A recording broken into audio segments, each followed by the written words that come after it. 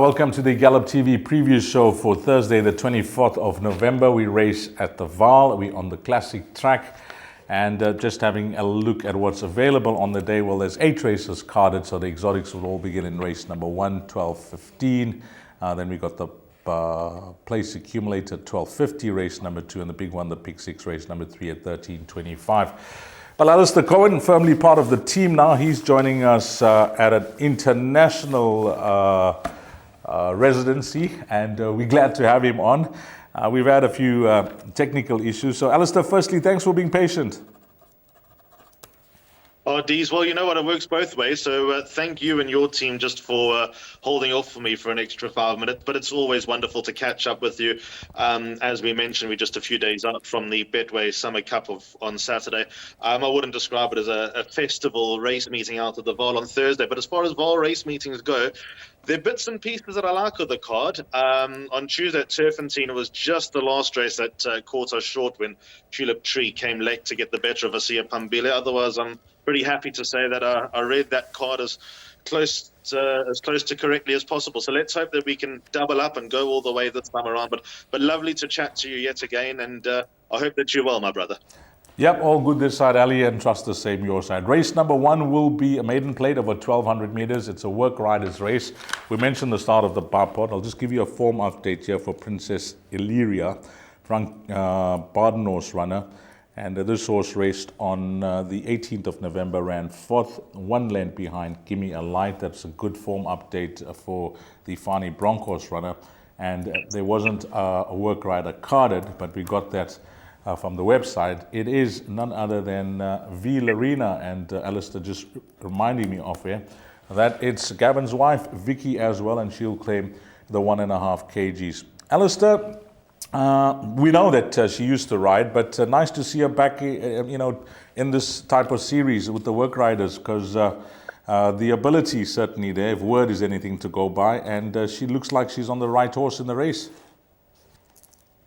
Yeah, I'd say number 7, Princess Ilaria, is the one to beat, and Vicky Lorena's engagement is most interesting. I know that Vicky gets around from time to time. She's not there 7 days a week, but every now and then she comes to Candace's ring, rides the odd bit of work. I know that she goes to Fani's yard. I think that she's actually gone to Sean Terry's yard a few times as well to ride a little bit of work. I don't know when last she was there, but judging by the fact that she's riding here, I'm sure she's been riding a little bit extra work. I have a feeling that she will be in the King's Plate Ladies Invitational race. I've just had a look at the program for that race, and that will be very exciting. Be nice to get a little bit of race fitness under the belt and potentially a winner under the belt. As you mentioned, the run on Friday night was a good one behind Gimme a Light. The only run that kind of curbs your enthusiasm is the 11 lengths to Southern Skies, who runs later on in the card. And if you consider Southern Skies, I think won by 8 lengths. Princess Ilaria effectively ran 3 lengths behind the second place horse. She sets the standard in the race. It looks a pretty shallow race. The horses that have reasonable numbers have had their chances. A nice horse I'd throw into swingers, by the way, is number 8, Tis Magic, dropping back in distance. But 7, Princess Ilaria, looks the right one in the opening leg of the bar pot. Just quickly, it is a rarity where you see a 5-year-old maiden still with the De Kock yard, but I would say on pedigree and the fact that the horse started his career off late, the last starts, the signs have been there. This will be no surprise. Number 1. Yeah, he's a half-brother to Buffalo Bill Cody, so it might be a little bit of a mission to get that win under the belt, make the page look a little bit better. Also remember that he's 6 months behind, but still makes him 5 years old. But yeah, he's had his chances. Interesting that Anati Feni is not on, but out of a good draw, he might have a better chance of going closer this time around. But as I mentioned, he'll probably get his win sometime soon, but might have one to beat in the form of number 7, Princess Ilaria. Okay, all eyes on the filly race number 1 in Warbonnet Creek. As Alistair mentioned, Northern Hemisphere bred. We'll keep an eye on that for the exactors and swingers. We move along to race number 2, which is the start of the place accumulator, and this is over 1,800 meters.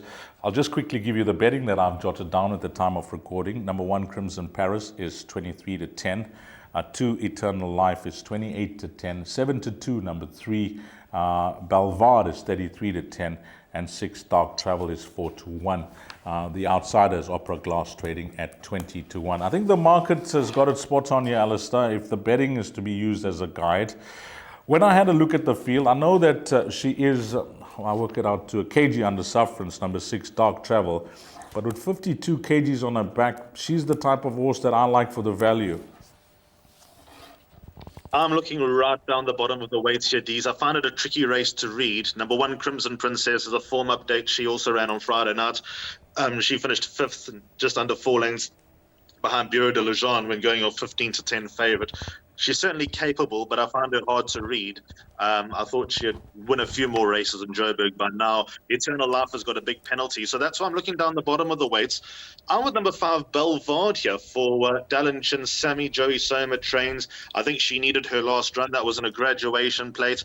I wouldn't say she moved up to a point, but she just showed signs of needing it.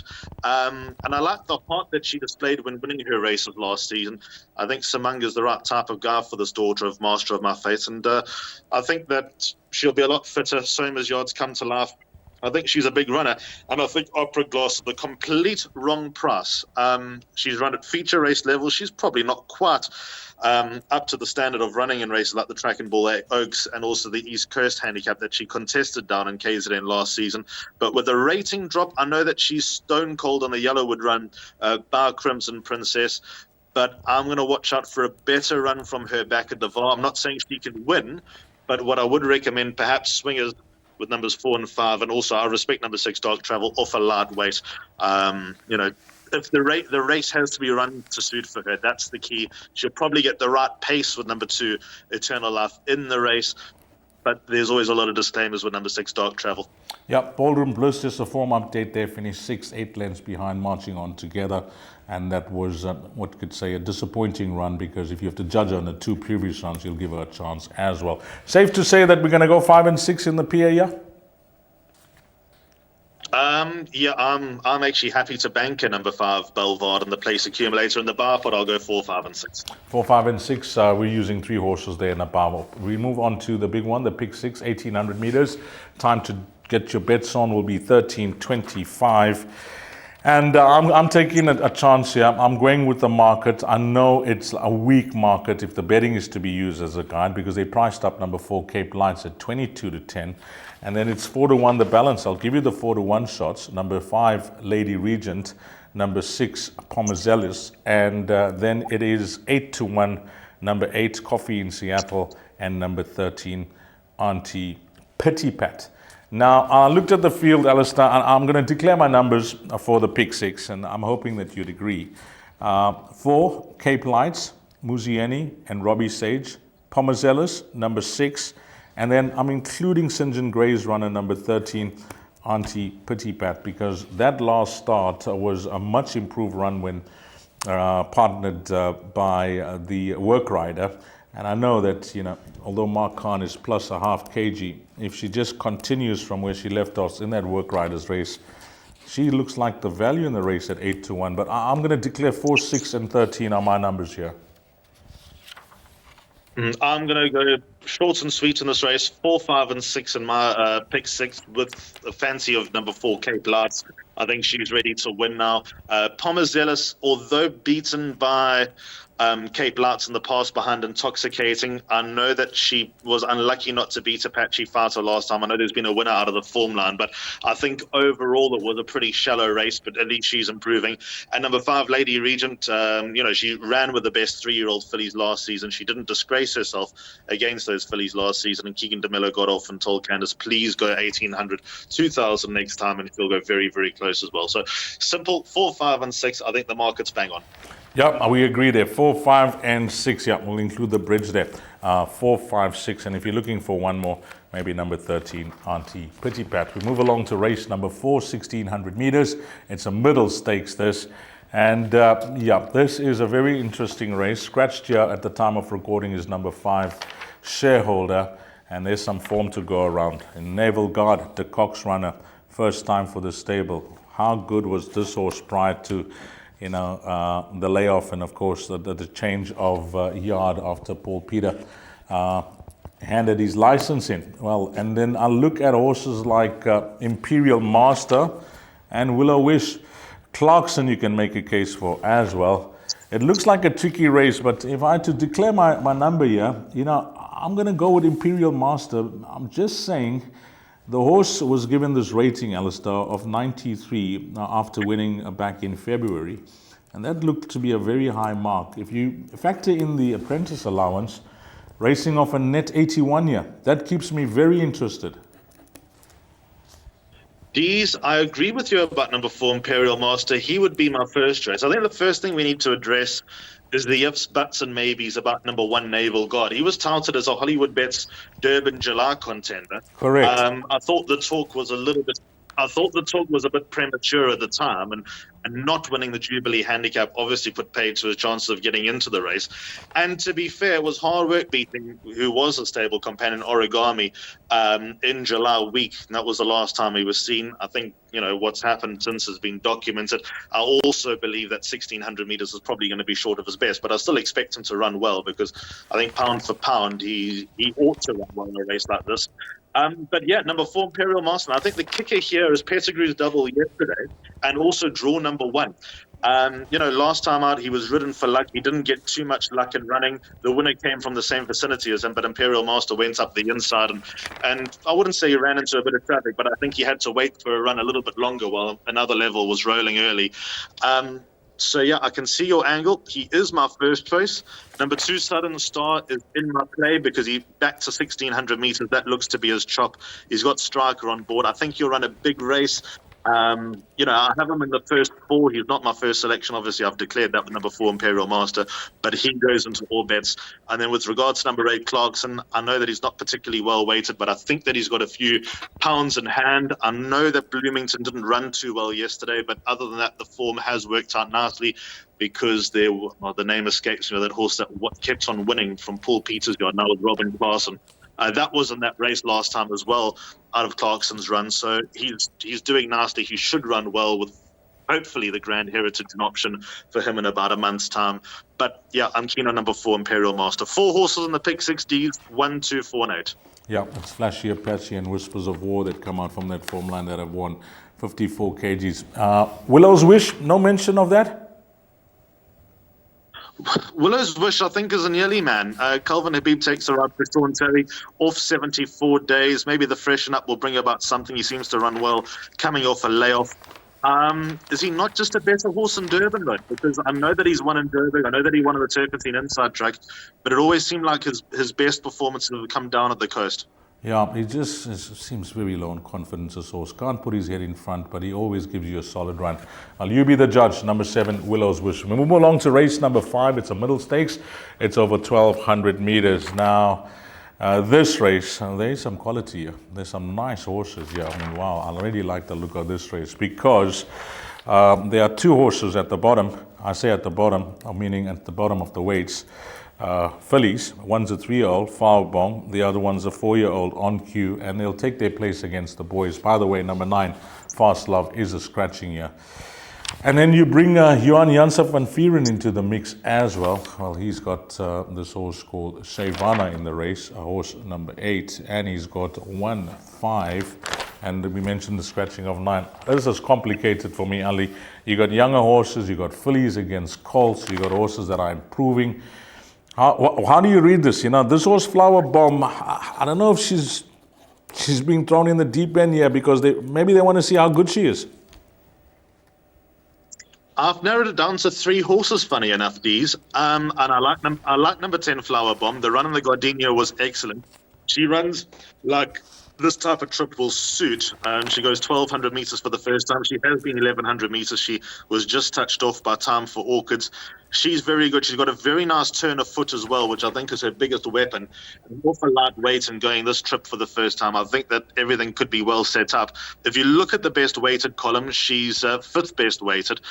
But I'd like to believe that there's something about her. Run on the Gardenia certainly shows that, with a Pico, who was found very confidently by you last week, coming out and franking that form. So number 10, Flower Bomb, right up there, a tentative first selection. The other 2 horses I'm in with, I think the world of this 3-year-old Colts division.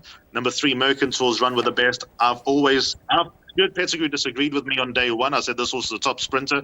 He said no, he'll go a mile. I see he's gone back to a sprint, so I'll claim victory there. Sure. I think the 3 Mercantile back to 1,200 meters, huge chance. And number 5 Tuscan Winter, although he's going up a division, I believe. He's a real trier, and I'd kick myself if he were to arrive and I didn't have him. And he's a funny horse. Things have to go his way as well. But every time I look, I see Anfield's Rockets form popping up in every form line, and those form lines being franked. So number 5 Tuscan Winter's in.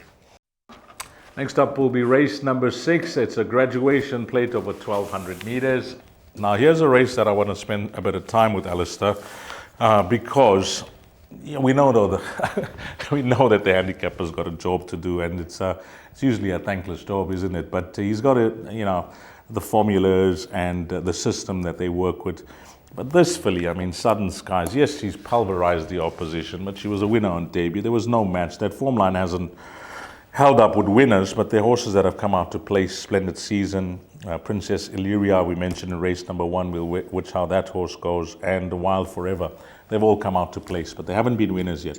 The reason I say I want to spend some time on this race is because look at the rating that they've given this filly, Alistair. They've given her 98. Yes, we were all impressed, but the fact is it was a debut win, and at a 98 now, how's she going to go against this type of field? If we're looking at the 1,200 meter graduation plate, and she's just a half a kg inferior to Dice. I know, it makes for bizarre reading. Here's an interesting story. On Sunday morning in Abu Dhabi, I drove all the way out to Abu Dhabi. There was no racing there. And I went and had breakfast with Lawrence Werns, who came up for the Abu Dhabi Grand Prix. And obviously we were talking about all things racing, about the Summer Cup, about his horses, about his 2-year-olds, where they are, and all that kind of his breeding, naming horses, because he likes me to name some horses, I don't know why. And then obviously Southern Skies came up. I said, Lawrence, I think the best 3-year-old filly that I've seen in Joburg is Southern Skies. And he said, well, you know what? She's very impressive. Johan really likes her. One swallow doesn't make a summer, and we'll know a lot more on Thursday. And this is obviously the big test. 98 is crazy. But, well, it seems crazy. But I'm just looking at the form. She won by 7 3/4 lengths. Also ran third, splendid season, subsequently ran third. We spoke about Princess Ilaria. Well down the page, beaten 24.5 lengths as a filly called Wild Forever, who ran 4th yesterday and staying on nicely for 4th. And she might be able to pick up a win soon over an extended distance. The key to this race is not Southern Skies, though. The key to this race is number 1, Dice. He was one of the more exciting 2-year-olds from his crop. His win at Hollywoodbets Greyville in the Umkomazi was absolutely brilliant.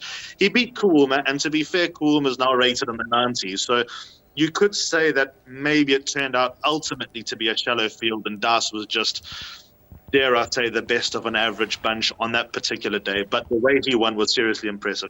He ran last time like he needed that run behind Constable, so I think that run will bring him along. I think the most pleasing aspect about Dice is that he's back 3 weeks later, so clearly feels no ill effects after that run. He's fit, he's firing. Lucky Lockers obviously thinks that he's ready for another run, backing up just 3 weeks later. So all that reads well with number 1, Dice.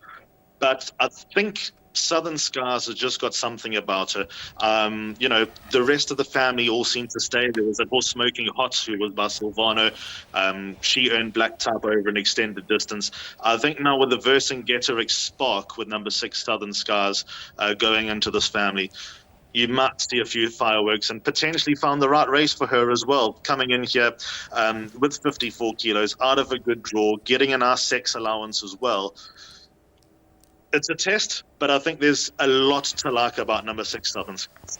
Yep, we've spoken about her. She's deserved the airtime, and it's amazing. I mean, I'm glad you touched on pedigrees as well, because it's amazing how those full sisters, I mean, Smoking Hot stays 3,000 meters, and Say When gets 1,400 meters, and here you have the half sister by Vercingetorix, both those being by Silvano, who is now showing her stuff. And showing her stuff in a big way, the way she did on debut over a sprint trip. So it's a good family, and we'll see what happens here. I'm gonna say something now. It may just be early. I should say this after the race, but I'll say it before. I don't think the Mauritian is 14 pounds inferior to Southern Sky at this stage of their careers. It may well be as they train on, but at this stage of their careers, I'm expecting the Mauritian to be there, right there at the finish. I was really impressed with the way he won as well on debut. So interesting race number 6. On to the penultimate race on the card, Ali. 1,200 meters, merit weighted 80 handicap. And this sprint trip, you are telling me off air that you are all in with one horse here. Give it to us. I like number 8, Foster Novo, because I know that Johan Janse van Vuren really likes the Son of Flower Alley. Dropping back to a sprint last time, I think he won a lot easier than the margin suggested. Gavin Larina back on number 8, Foster Novo. I'll tell you what Johan told me before I came out to Dubai. I said, well, Flower Alley, I'm a huge fan of Flower Alley, but the fillies look really good. He said, right, I'll tell you what, I've got a gelding. Flower Alley, and with him we'll break records. That's what he said about number 8, Foster Novo. The penultimate start may have come a bit too soon. He didn't have the best of draws. It was in a sales incentive race where the form is working out okay, but without really taking my breath away. I just think that he takes on a field here, bar number 6, Twice the Storm. Remains to be seen if he'll run, because I thought his run on Friday night was... I was looking for a different word, but that is ultimately the word. Disappointing. He finished 5 lengths behind Samuel Salt, and he didn't really raise a gallop. And I think he just takes on a whole lot of horses here.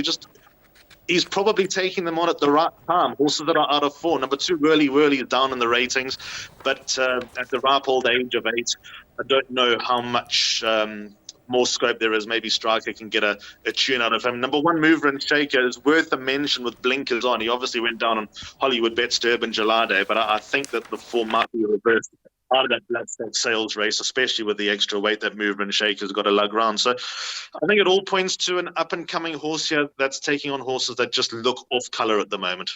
Okay, for Stino, you got some confidence there from Alistair. That's priced up at 28-10 at time of recording, and 9 Corvette Captain at 22-10. The only other 3 horses are in single figures. Number 1, Mover and Shaker at 4-1.